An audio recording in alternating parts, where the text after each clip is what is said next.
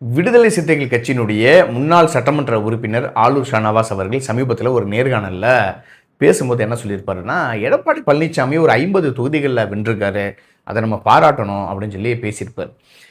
இதை ஏன் அவர் பேசணும் அப்படிங்கிற ஒரு கேள்வி இருக்குல்ல. உண்மையாகவே எடப்பாடி பழனிசாமி அவர்கள் இந்த தேர்தலில் விஜயினுடைய அலை இருந்தும் திமுக வலுவான ஒரு கூட்டணி அமைத்தும் எடப்பாடி பழனிசாமி அவர்கள் பிஜேபி என்ற ஒரு தீய சக்தியை அந்த கூட்டணியில் வச்சுக்கிட்டு ஒரு 50 தொகுதிகள் வென்றதை எப்படி பார்ப்பது அப்படின்னா ஒரு சிறந்த தலைமை பண்புக்கான விஷயமாக தான் பார்க்கணும். இதை தான் ஆலூர் ஷானவாஸ் அவர்களும் பேசியிருக்காரு. உண்மையாகவே எடப்பாடி பழனிசாமி அவர்கள் 2026 சட்டமன்ற தேர்தலில் ஒரு கிங்கா அல்ல ஒரு கிங் மேக்கராக இருந்திருக்காரா அப்படின்னு கேட்டிங்கன்னா கண்டிப்பாக இருந்திருக்காரு அப்படின்னு தான் சொல்லணும். ஏன்னா ஒருபுறம் விஜயினுடைய அலை விசிலுக்கு ஓட்டை மாற்றி மாற்றி குத்திருக்காங்க. ஆனால் இன்னொரு பக்கம் திமுக வலுவான கூட்டணி, இன்னொரு பக்கம் நாம் தமிழர் கட்சியினுடைய தனித்துவமான களம், இன்னொரு பக்கம் அதிமுக கூட்டணியோட அங்கே போட்டிடுறாங்க. இப்படிலாம் இருக்கும்போது இன்னொரு பக்கம் தமிழக வெற்றி கழகம் சில வெளியிலேருந்து வந்தவர்கள், மாற்றுக் கட்சியிலேருந்து வந்தவர்கள், சின்ன சின்ன அமைப்புகள், குறிப்பாக அந்த KM ஷரீஃபு இந்தமாரி போன்றவர்கள்லாம் வைத்து அவர்களுக்கு புதுக்கோட்டையில் சீட்டு, ஒருத்தருக்கு மயிலாடுதுறையில் சீட்டு, இப்படிலாம் கொடுத்துட்டு இருந்தாங்க. இதில் நிறைய சின்ன சின்ன அமைப்புகளை சேர்ந்தவர்களும் உள்ளே வந்திருந்தாங்க. இஸ்லாமிய அமைப்புகளாக இருந்த மிகப்பெரிய அமைப்பு வச்சிருக்கக்கூடிய, தமிழ்நாட்டிலே இஸ்லாமியர்களுக்கென்று ஒரு மிகப்பெரிய அமைப்பு வச்சிருக்கக்கூடியவர் தான் முஸ்தபா. அந்த முஸ்தபாவும் இவரோட இணைஞ்சு இணையதளங்களில் உட்காந்து ஊடகத்தில் உட்காந்து பேசும்போதெல்லாம் முஸ்தபா போல முட்டு கொடுக்க முடியாது. முஸ்தபான்னு தெரியுதா? இந்த காடை குஞ்சி முஸ்தபா, அந்த காடை குஞ்சி முஸ்தபா இருக்கார்ல, அந்த காடை குஞ்சி, அந்த குஞ்சி முஸ்தபா தான் பேசியிருக்காப்புல. அப்படி முட்டெல்லாம் கொடுத்தாங்க. அதெல்லாம் மீறியும் 2026 தேர்தலில் அதிமுக ஒரு பிஜேபிங்கிற ஒரு கூட்டணி, அந்த கூட்டணியை தமிழ்நாட்டு மக்கள் எப்போதுமே ஏற்க மாட்டார்கள். பிஜேபிக்கு என்று ஒரு எதிர்ப்பு தமிழ்நாட்டில் எப்போதுமே இருக்கும். அப்படி இருந்தும் 50 தொகுதிகளில் எடப்பாடி பழனிசாமி வென்றிருக்காருன்னா இது மிகப்பெரிய ஒரு மாஸ் லீடருக்கான ஒரு கெப்பாசிட்டின்னு தானே நம்ம சொல்லணும். அப்படிப்பட்ட ஒரு இடத்துல எடப்பாடி பழனிசாமி இருக்கார். ஆனால் இந்த செங்கோட்டையின் போன்றவர்களாக இருந்தாலும் சரி, அவர் ஏற்கனவே விலகி போனார். அப்புறம் அமைச்சர், சுகாதாரத்துறை அமைச்சர் விஜயபாஸ்கர், முன்னாள் போக்குவரத்து துறை அமைச்சராக இருக்கக்கூடிய அதே பேரில் இருக்கக்கூடிய விஜயபாஸ்கர், அப்புறம் இன்னும் பல பேர்கள், இந்த கடம்பூர் ராஜு போன்றவர்கள்லாம் டிவிக்கு பக்கம் அப்படியே கிளம்பி போனால் கூட அதிமுக அழிஞ்சிருச்சு அப்படின்னு சொல்கிறாங்க. அதுக்கு முன்னால் பார்த்திங்கன்னா டிடிவி தினகரன் ஒரு பக்கம் பிரிஞ்சு போனார், சசிகலா அம்மையார்கள் அவர்கள் ஒரு பக்கம் பிரிஞ்சு போனாங்க. இப்படிலாம் இருக்கும்போது ஓபிஎஸும் போயிட்டார். இந்த மாதிரி ஒவ்வொரு நபர்களும் அதிமுகலேருந்து விலகிய போதும் எடப்பாடி பழனிசாமி அவர்கள் இந்த தேர்தலில் ஒரு 50 தொகுதியை வென்றிருக்காருன்னா அதை நம்ம சாதாரணமாக கடந்து போயிட முடியாது. அப்படிப்பட்ட ஒரு தலைவராக இருக்கார். ஆனால் போகிற போக்கில் எடப்பாடி கிட்ட ஒரு தலைமை பண்பு கிடையாது, அவர் சரியான நபர் கிடையாது அப்படின்னு சேரவாரி பூசுகிற மாதிரியான செயல்களை இன்னும் செஞ்சுக்கிட்டு தான் இருக்காங்க, குறிப்பாக விஜய் அவர்கள். ஏன்னா அதிமுக கூட்டணிக்கு வரும், அதிமுகவோடு நம்ம இப்படியாவது கூட்டணிக்கு போயிடலாம் அப்படின்னு இலவு காத்துட்டு இருந்த கிளி போல காத்துட்டு இருந்தவர் தான் விஜய். தேர்தலுக்கு முன்னாடி வரைக்கும் கூட்டணிக்கு எங்கள் கூட வரவங்களுக்கு நாங்கள் ஆட்சியிலும் பங்கு, அதிகாரத்திலும் பங்குனாங்க. அப்போ கூட்டணிக்கு வந்தவர் யாருன்னா முஸ்தபா தான். அந்த முஸ்தபாவுக்கு என்ன பண்ணியிருக்கணும் விஜய்?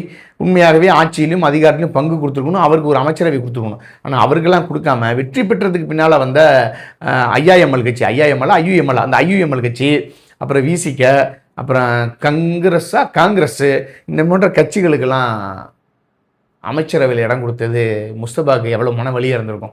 ஏன் உங்களுக்காக அந்த மனுஷன் ஊடகத்தில் உட்காந்து எவ்வளோ முட்டெல்லாம் கொடுத்தாப்புல தெரியுமா? அந்த மனிதன் சந்திக்காத அசிங்கமா? அவர்கிட்ட கருத்து இருக்கோ இல்லையோ, ஆனால் உண்மையாக அவ்வளோ முட்டு கொடுத்தாருங்க. எவ்வளோ இடத்துல அசிங்கப்பட்டுலாம் சரி, அவ்வளோ முட்டு கொடுத்தாரு. ஆனால் அந்த மனுஷனுக்கு ஒரு அமைச்சர் பதவி கொடுக்கல. ஆனால் இவங்க அதிமுக விஷயன்றது, அதிமுக கிட்ட தலைமை இல்லை, அதிமுக கிட்ட தலைமை பண்பு இல்லைன்னு. உண்மையாக சொல்கிறேன், எடப்பாடி பழனிசாமி ஒரு அமைச்சரனுடைய மகனோ, ஒரு எம்எல்ஏவனுடைய மகனோ, இல்லை ஒரு முன்னாள் முதலமைச்சருடைய மகனோ, ஒரு வாரிசு அரசியலோ, ஒரு சினிமா பிரபலமோ, ஒரு சினிமா செலிபிரிட்டியே கிடையாது. எப்படி அண்ணன் சீமான் அவர்கள் ஒரு பக்கம் ஏதோ ராமநாதபுரத்துலேருந்து வந்த அண்ணனே சொல்லுவார், நான் காட்டான் அப்படி கிராமத்துலேருந்து வந்தேன்னு, எந்த ஒரு பின்புலமும் இல்லாமல் அரசியலுக்குள்ளே நீங்கள் 36 லட்சம் வாக்குகளை வாங்கி 2026 தேர்தலில் சந்திச்சிருக்காரு. அவர் அங்கீகரிக்கப்பட்ட கட்சியாக ஒரு தமிழ் தேசிய அரசியலை மாற்றிருக்காரு. ஆனால் எடப்பாடி பழனிசாமி அவர்கள் எம்ஜிஆர் ஆரம்பித்த கட்சியாக இருக்கட்டும், அதுக்கப்புறம் அம்மையார் ஜானகி அவர்கள்ட்ட போனது, அதுக்கப்புறம் திரும்ப அம்மையார் ஜெயலலிதா அவர்கள்ட்ட வந்தது, அதுக்கு பின்னால் ஓபிஎஸ், அதுக்கு பின்னால் இபிஎஸ், இப்படிலாம் வரும்போது சசிகலா அவர்களாக இருக்கட்டும், டிடிவி அவர்களாக இருக்கட்டும், இவர்களுடைய ஆதிக்கம் இருக்கும்போதும் அந்த கட்சியை தக்க வைத்து ஒரு தேர்தலில் களம் கண்டு எந்த பிஜேபியோட நீ போனால் ஓட்டே விடுவாதுன்னு சொன்னாங்களோ அந்த பிஜேபியை வைத்து 50 இடங்களை வென்றிருக்காருன்னா அவர் கண்டிப்பாக ஒரு மாஸ் லீடர் தான்.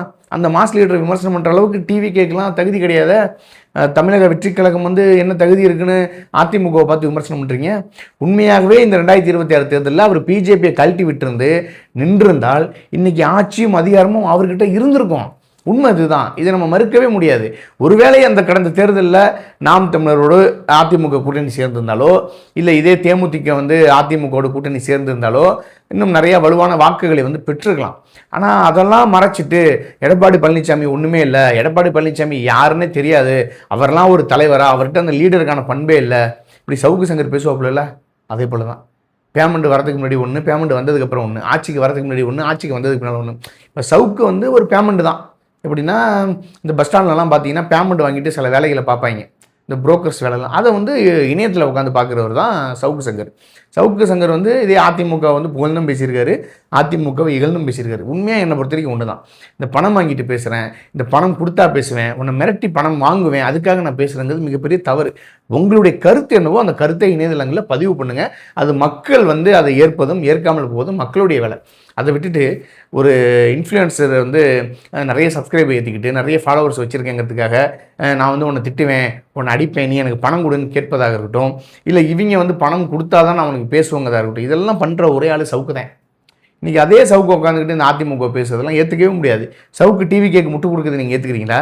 இங்கே விஜயெல்லாம் ஒரு ஆளே கிடையாது. விஜயெல்லாம் மே மாதம் வந்துச்சுன்னா ஷூட்டிங் நடிக்க போயிடுவார்னு இப்போ இணையத்தில் உட்காந்து அந்த சவுக்கு மீடியாவில் உட்காந்து பேசினவர் தாங்க சவுக்கு சங்கர். அது பேமெண்ட் வரதுக்கு முன்னாடிங்க, இது பேமெண்ட் வந்ததுக்கப்புறங்க. இவங்களெல்லாம் மனுஷன் நீங்கள் நம்புறீங்களா?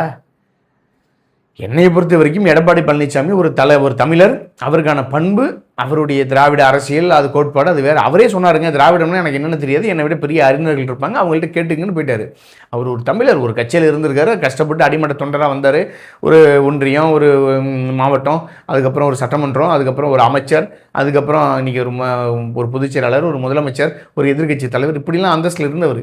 அந்த மனிதனை போய் எதுவுமே இல்லை அப்படின்னு 10 போகிற வழியில் தூக்கி போட்டு போக முடியாதுல்ல. எப்பேற்பட்ட சூறாவளிகள் வந்தாலும் அதிமுகவுக்கு ஒரு தொண்டர்கள் இருக்காங்கன்னா அந்த தொண்டர்களை தன் பக்கம் தக்க வைத்த ஒரு தலைவர்.